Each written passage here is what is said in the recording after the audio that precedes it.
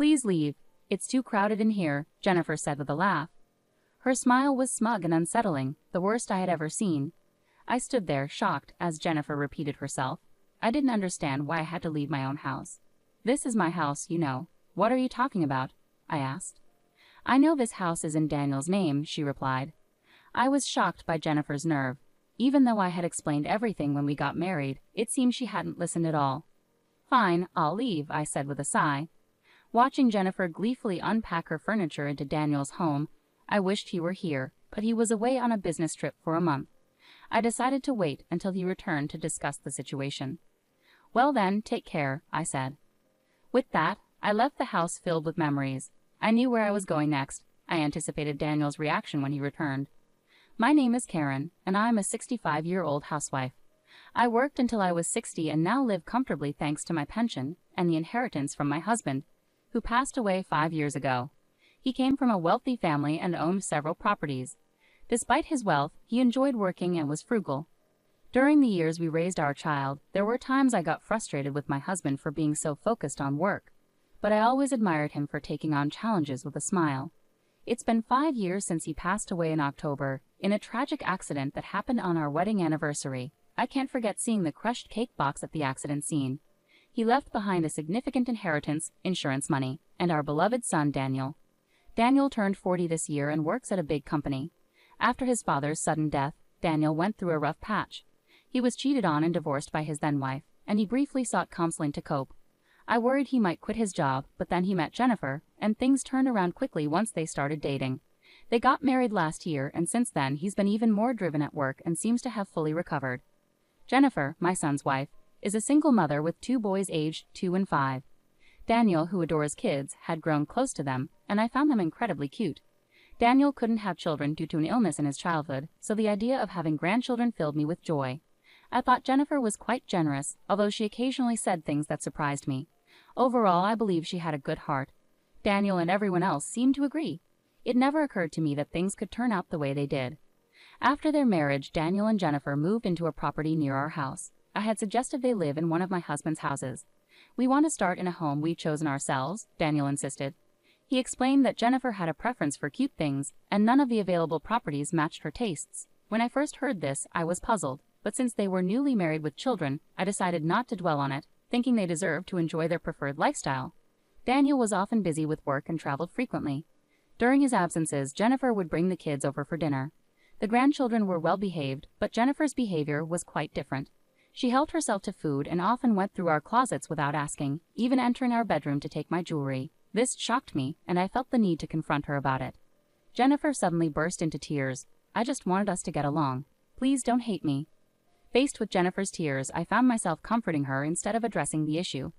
I chose not to tell Daniel about what happened, and since Jennifer didn't take anything else after that, I decided to keep the incident to myself. About 6 months into their marriage, Jennifer started sending her kids over to stay with us frequently. She would call abruptly the day before and hang up quickly, making it hard to say no. Reluctantly, I found myself taking care of the kids each time. Although they remained obedient, their table manners had noticeably deteriorated since we first met. They ate loudly and often spilled food outside their plates, despite being well-behaved before. I had to remind them repeatedly, but they would only listen temporarily before slipping back into their old habits during the next visit. This routine left me feeling frustrated. Jennifer appeared unconcerned and would drop off her children at our home and leave quickly. Initially, Jennifer would visit with the kids, but after a few times, she started sending them over alone. Jennifer, it's okay for the kids to come over, but I'd appreciate it if you could join them sometimes, I suggested. But I'm quite busy, Jennifer replied evasively. That night, Daniel called me unexpectedly. Hey Mom, could you try to be a bit more understanding with Jennifer? What do you mean? I asked, confused. I thought I had been quite kind to her, but Daniel seemed to have a different perspective. Jennifer feels pressured to visit often because she's afraid of being expected to help out like she had to in her previous marriage. She had a tough time with her ex-husband's family, so please go easy on her. Really? Okay, I understand. It seemed Jennifer had misunderstood my intentions. I responded to Daniel with mixed feelings, and the next day, Jennifer sent the kids over to our house again. As their first year of marriage passed, the children began spending half of each week with us. Meanwhile, Jennifer would only visit a few times a month, staying for about 10 minutes each time. I started feeling uneasy about Jennifer, who always seemed too busy to talk. When I asked the children about Jennifer's plans, they would look guilty and shake their heads. Initially, I tried asking a few times, but their reactions made me feel so guilty that I couldn't bring myself to pry further. Then one day, Jennifer unexpectedly came over with Daniel. We sat down for coffee and had a pleasant chat after a long while. That's when Daniel spoke up. "I have something to discuss," he said seriously. "The kids have really bonded with you, and I'm away on business trips often, so I can't spend much time with them. If you're okay with it, I'd like you to move in and help Jennifer out. What do you think?" "Move in? Well, what about Jennifer?" I was taken aback by the sudden suggestion of living together, nearly dropping my coffee cup in surprise. However, I kept my composure and turned to Jennifer. "Karen has always been a tremendous help, and I'd really appreciate her assistance," Jennifer chimed in. "Is that so? Well, I'll need some time to think about it," I replied. Daniel seemed pleased with my response. Knowing him, he must be concerned about my well-being too. I pondered over the proposal for a couple of days and eventually decided to accept. From there, we began clearing out unnecessary items and preparing rooms for Daniel's family and the children. With the kids' help, we finished cleaning up sooner than expected, although the effort left me with daily muscle pain. A stark reminder of my age. Despite the challenges, I successfully cleared out 2 rooms. As I busily cleaned, Jennifer didn't offer to help at all, which made me increasingly uneasy about living with her. Then came moving day. As the movers brought in boxes, Jennifer pulled me aside into the garden. With a puzzled expression, I turned to her, only to be met with a malicious smile. Then, unbelievably, she said something that left me stunned. "Please leave. It's too cramped in here," Jennifer laughed, her smile both smug and unsettling. I couldn't believe what I was hearing. Why was she asking me to leave when it was my house? I was bewildered. "This is my house, you know. What are you talking about?" I asked. "I know this house is in Daniel's name," she replied sharply. Jennifer's assertion left me feeling inwardly frustrated. Despite explaining everything when we got married, it seemed she hadn't paid attention at all. "All right then, I'll leave," I said with a sigh. I watched as furniture that reflected Jennifer's tastes was moved in, and she seemed overjoyed.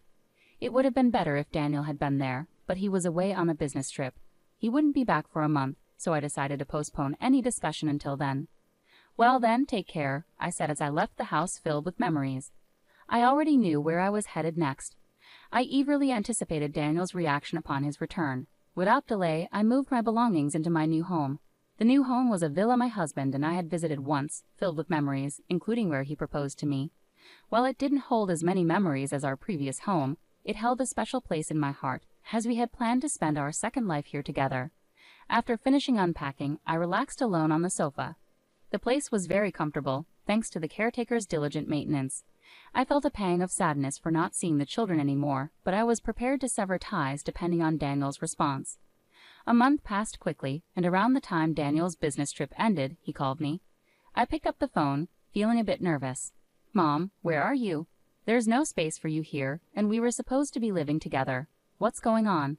Hasn't Jennifer said anything to you? When I got back, Mom wasn't here, and Jennifer just cries without giving me any answers." "Well then, come to this address I'm about to give you," I replied. I gave Daniel the address and hung up. The next day, Daniel arrived at my new home with Jennifer and the children. When I opened the door, I saw Daniel looking a bit somber and Jennifer appearing pale. "Welcome. Is something wrong?" I asked, concerned. No, nothing," Jennifer replied, visibly tense, while the children looked around with curiosity, especially the 5-year-old who seemed particularly fascinated. I guided Daniel's family into the living room. As they took in the fully furnished space, Daniel seemed to realize that I had no intention of continuing our previous living arrangement.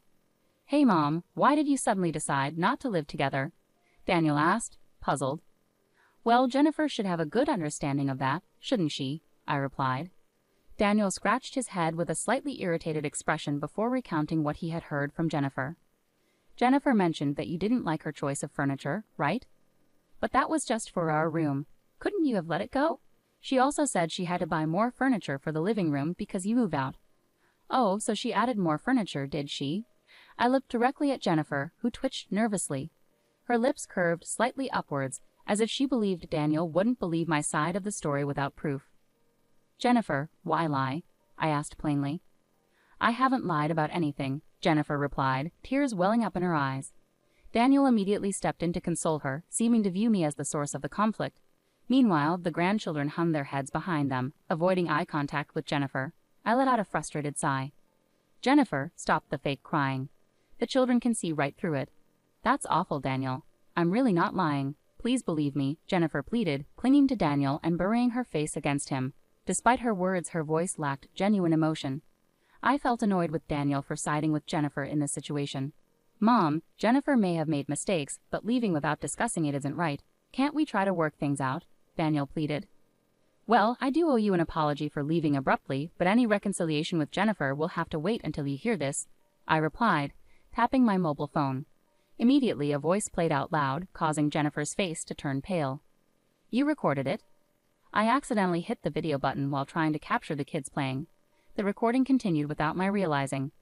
The voice from my phone sounded unlike Jennifer's usual tone, and Daniel looked bewildered, shifting his gaze between my phone and Jennifer. Jennifer was the one who asked me to leave. I was just following her instructions, I clarified. Is this really you, Jennifer? It can't be, Daniel demanded, pushing away from Jennifer, who clung to him, and asked her directly. However, Jennifer remained silent, staring at the ground. Daniel's frustration grew as he raised his voice, demanding answers from Jennifer. It's not true. Are you taking Karen's side? Jennifer managed to protest weakly, but the recorded voice clearly called out the children's names, leaving no room for doubt. Despite Daniel's persistence and Jennifer's attempts to dodge the truth, the situation became wearisome. Finally, Jennifer slipped up in exasperation. I never wanted to live with someone else in the first place. What? You were the one who wanted Mom to live with us, Daniel said, clearly shocked by this revelation. Jennifer defiantly explained her reasoning. Exactly. I couldn't understand why Karen was living in a house under your name while we had to rent. I wanted a home of our own. It appeared Jennifer was worried about being judged for living in a rental property after marrying again. Daniel had leased a luxurious condominium in the area, which cost around $4,000 per month.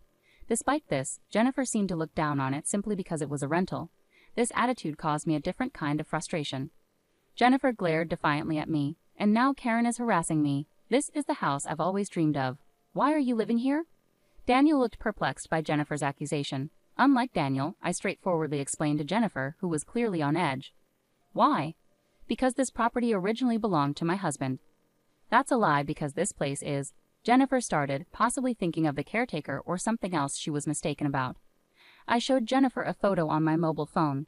Upon seeing the person in the photo, Jennifer exclaimed, "Father?" My husband had passed away before Daniel remarried, so Jennifer had never met him. She had never referred to my husband as father. Therefore, the father Jennifer mentioned must be the children's paternal grandfather. The photo captured Jennifer's father-in-law and me shaking hands. It was taken as a memento when we moved in. Jennifer looked at me, her face turning pale. How do you know him? How? Because he's the caretaker here, of course, I replied calmly. Upon hearing this revelation, Jennifer sat down right where she stood. Daniel also appeared stunned, struggling to grasp the situation. Sensing the opportunity to clarify things further, I decided to continue. We had a conversation when we moved in. That's when I learned he's your ex-husband's father, and also the real reason behind your divorce. The real reason for the divorce? Daniel's voice echoed in surprise. Jennifer, no longer trying to pretend, became visibly flustered by my words. Karen, there must be some misunderstanding. I'm sorry, let's go home together. Mom, please tell me, Daniel interrupted Jennifer, his expression earnest as he looked at me for answers. It would have been less damaging for Jennifer if this had come to light later, but I had no intention of showing mercy. I instructed the grandchildren to go play in the garden. They glanced at Jennifer but obeyed my request and headed outside. Once the children were fully engaged in their play, I turned back to Jennifer. I heard from Jennifer that her divorce was due to her husband's infidelity, but in reality, it was Jennifer who had an affair. Daniel was visibly shocked, and Jennifer trembled, avoiding my gaze. I can't believe this.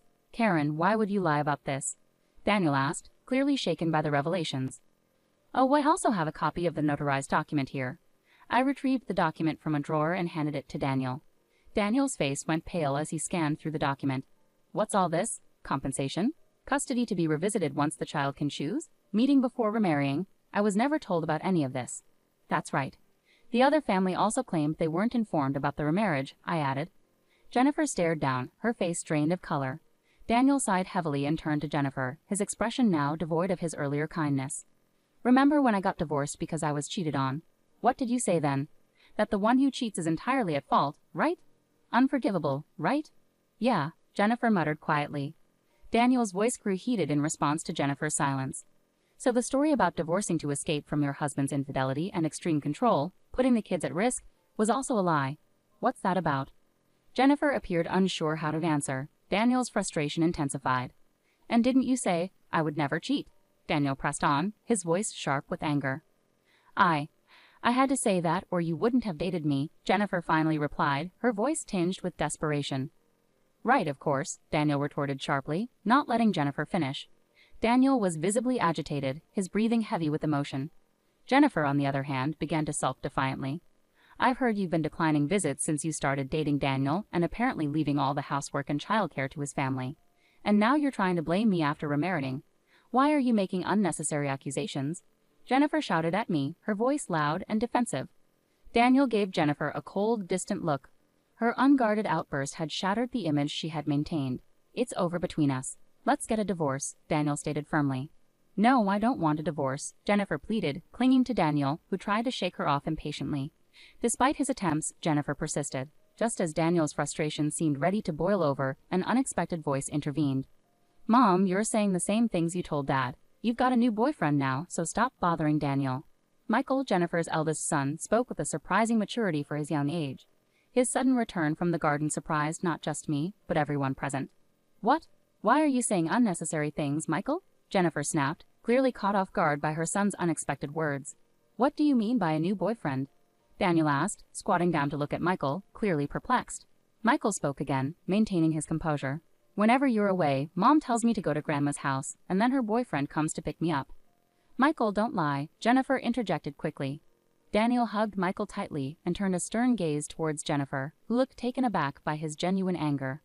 We'll talk about this later, including the boyfriend and the compensation, with him present. It's not like that. I love you. It was just a brief fling with that guy, Jennifer pleaded desperately. That guy, huh? Daniel remarked coldly, his disappointment evident.